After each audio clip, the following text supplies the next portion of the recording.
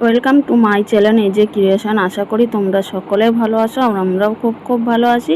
তো বড়োদেরকে প্রণাম আর ছোটোদেরকে অনেক অনেক ভালোবাসা দিয়ে আজকে ভিডিওটা শুরু করে দিলাম। আশা করি আজকে ভিডিওটা তোমাদের খুব ভালো লাগবে। আর আজকের ভিডিওটা কি আছে বলো তো, মেন থিম। আজকের থিম হচ্ছে আমি আজকে সারাদিন কি রান্না করছি সেটাই তোমাদের সাথে শেয়ার করব। তো চলো দেখতে থাকো। এখানে দেখতে পাচ্ছ ঝিঙে আর আলু দিয়ে একটা তরকারি হচ্ছে। তো এটা তো ভালো করে কষানো হয়েও গেছে আর এইদিকে ভাত হচ্ছে। ভালো করে কষিয়ে তারপরে ঢেকে দিয়ে রান্নাটা করব। আর ঝিঙে তো জল বেরায়, ওটা জল দেওয়া লাগবে না, ঢেকেই রান্না করলে না ওতে অনেক জল বেরাবে। তা চলো দেখতে থাকো। আর হবে হচ্ছে ডিম আলু আর সয়াবিন দিয়ে তরকারি, সেটাও তোমাদের সাথে শেয়ার করবো আজকে। দেখো কত জল বেরিয়ে গেছে, মানে ঢেকে রান্না করলে না ঝিঙেটা তো একদম মানে কি বল জলসা সবজি, আর এর দিয়ে এত জল বেরায়। আর দেখো কত ঝিঙে ছিল না যখন কষাই, ঝিঙেগুলো দেখো একদম একটুখানি হয়ে গেছে।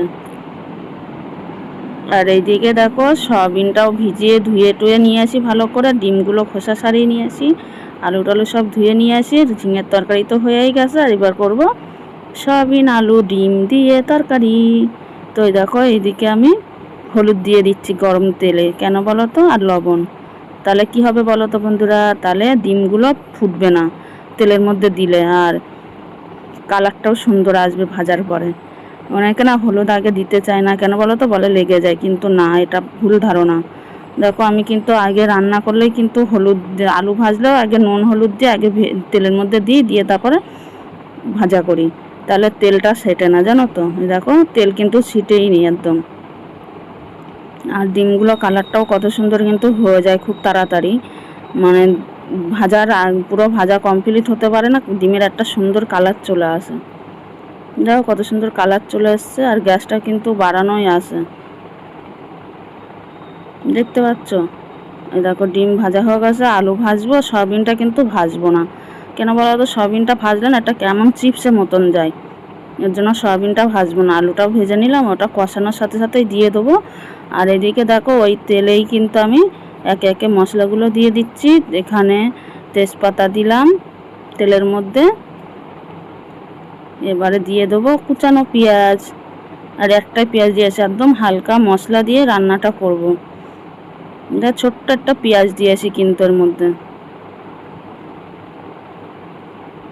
তোমরাও এইভাবে করে দেখো, ভালো লাগে। ডিম আর সয়াবিন আলু দিয়ে বেশ ভালোই লাগে। আর একটু রসুন বাটা দিয়ে দিচ্ছি, একটু সামান্য পরিমাণ আদা বাটা দেবো।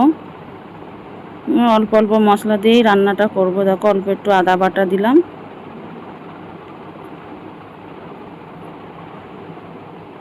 দিয়ে ভালো করে ওই আদা রসুনটা আর পেঁয়াজটা ভালো করে ভাজা করে নেব, যাতে কাঁচা গন্ধটা না আসে। ভালো করে ভাজা হয়ে গেলে তারপর এর মধ্যে একে একে বাদ বাকি মশলাগুলো দিয়ে দেবো। এখানে দেখো কাঁচা লঙ্কা টমেটো আর জিরে লঙ্কা বাটা নিয়েছিলাম, সেটা একসাথে দিয়ে দিলাম, একসাথে দিয়ে ভালো করে কষাতে থাকবো। আর এখানে একটা বাটির মধ্যে লবণ আর হলুদ গুলে নিয়েছি জলের সাথে, তাহলে কি বলো তো, ওই জলটা ওটা আর এক্সট্রাভাবে জল দেওয়া লাগবে না, ওই জলটা দিয়েই কষাতে থাকবো। যত সময় না তেল ছাড়বে তত সময় কষাতে থাকবো, আর টমেটোগুলোও গলে যাবে, বেশ মশলাটা একটা গেবি ভাব চলে আসবে। দেখো এবার ওই নুন হলুদ গোলা জলটা দিয়ে দিলাম, দেখো একটা সুন্দর একটা গ্রেভির পরিণত হবে কিন্তু। আর ঢাকা দিয়ে দেবো, তারপরে দেখো ঢাকা খুলে নিয়ে দেখো তেলও ছেড়ে দিয়েছে, আর মশলার একটা মানে টমেটো সব একটু গলে একটু গ্রেভি ভাব হয়ে গেছে, দেখতে পাচ্ছ। এবার এই পর্যায়ে আমি কিন্তু সব আস্তে আস্তে সব ডিম সয়াবিন আলু একসাথেই সব দিয়ে দিলাম, দিয়ে এবার ভালো করে আবার কষাতে থাকবো। দেখো কষানো কিন্তু আমার প্রায় হয়ে গেছে, এবার এর মধ্যে জল দিয়ে দেবো কষানো হয়ে গেলে। আর বন্ধুরা এক হাত দিয়ে কিন্তু ক্যামেরাটা ধরে আসি বলে এরকম নড়ছে, তোমরা মনে কিছু করো না, একটু মানিয়ে নিও।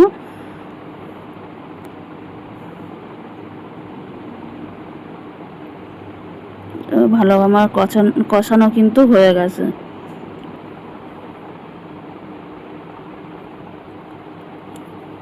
এবার এর মধ্যে পরিমাণ মতন জল দেবো। তোমরা যে যেরকম জল খাবে ঝোল খাবে সেরকম সেই অনুযায়ী দেবে। আমরা কিন্তু একটু ঝোলটা বেশিই খাই, ওর জন্য একটু জলটা বেশি দিয়েছি। কিন্তু তাও ফুটবে, তরকারিটা ফোটার পর একটু কমে আসবে, এত ঝোল থাকবে না।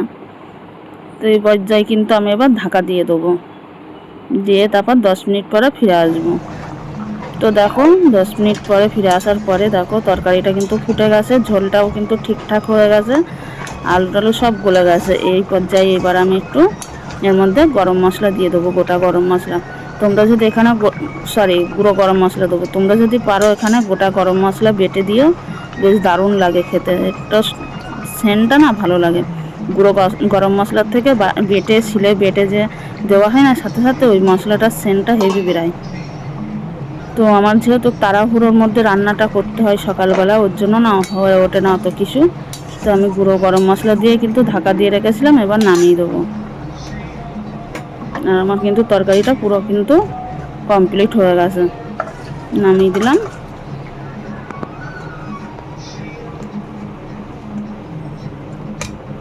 তোমরা একবার বাড়িতে এইভাবে করে দেখো বন্ধুরা, খুব ভালো লাগে। আর আমার সবথেকে 3টে ডিম রান্না করার কারণ হচ্ছে ঘরে 3টেই ডিম ছিল, সয়াবিন, ওর জন্য সয়াবিন দিয়ে দিয়েছি, যে সকালবেলা ওরা খেলে সয়াবিন দিয়ে খেতে পারবে, দুপুরবেলা ডিম দিয়ে খেয়ে নিতে পারবে, ওই কারণে এ করলাম। আর তারপরে দেখো চলে এসেছি বন্ধুরা কিন্তু সন্ধ্যের সময়।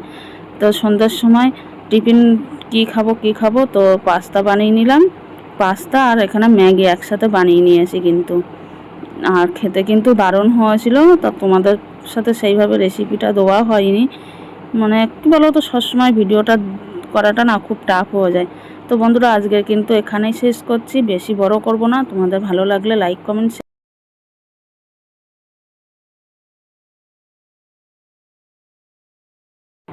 দেখা হবে নেক্সট একটা ভিডিওতে। ততক্ষণে তোমরা সবাই ভালো থাকবে, সুস্থ থাকবে।